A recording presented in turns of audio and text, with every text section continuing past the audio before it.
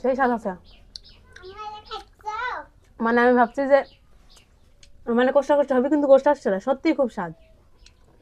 আসলে কলার গাছে কোনোটাই ফেলা দেওয়ালে খাবে। বসো বসো, একটু দিলে চিঙ্গা না। কেমা এটা কি কি কলা থুরলে আইছো? কি কলা থুর এটা? অনুপম কলার থুর লিয়েছি রে। অনুপম কলার থুর আসলে স্বাদ হয়। ইয়া করবো নি তো আজকে মাখাবো নি তো, এই অনুপম কলার থুর মাখালে স্বাদ লাগে। তোমাকেও মাখাই গিয়ে লিয়েছো যখন মাখাই, বাড়িতে তো গরু ছাগল কিছু নেই। হ্যাঁ।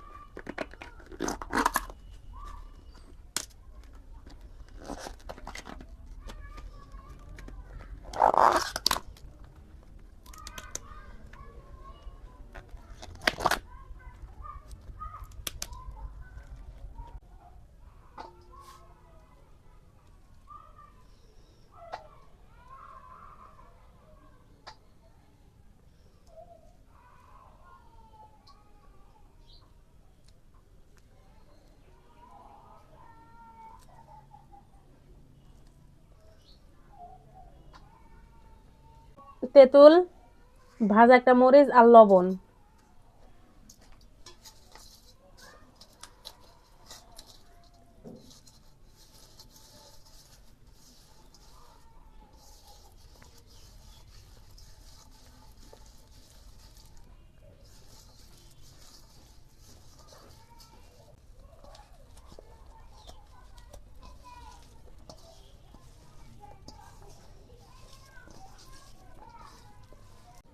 এখন একটু খাই দেখে তো কেমন আছে।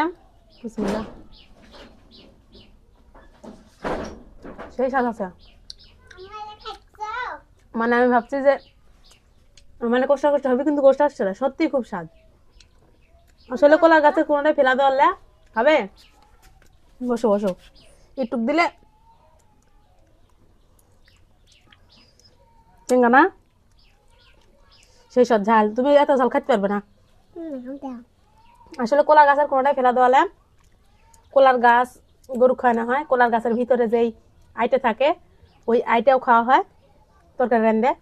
আসলে কলার গাছের আইটে থোড় এগুলো হচ্ছে আয়রনের পক্ষে বেশি উপকারী, শরীরে আয়রন বেশি হয়। কলার থোড় তো বেশি আয়রন।